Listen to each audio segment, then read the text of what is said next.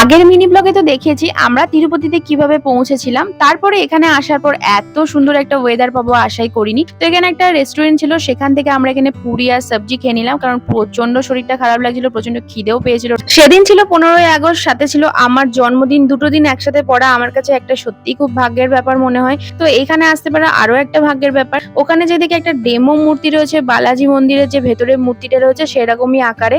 তো সেই মূর্তিটার সামনে দাঁড়িয়ে ছবি টবি তুললাম। আর ওখান থেকে ফ্রি বাস প্রোভাইড করা হয় মন্দিরের সামনে যাওয়ার জন্য। তো সেখানে গিয়ে জুতো রাখতে এসে দেখি প্রচুর জুতোর ভিড়। এখানে জুতোগুলো রাখাই যাবে না, চুরি হয়ে যাবে তাহলে। তো জুতোগুলোকে সাইড করে আমরা আবার লাইনে দাঁড়িয়ে পড়ি।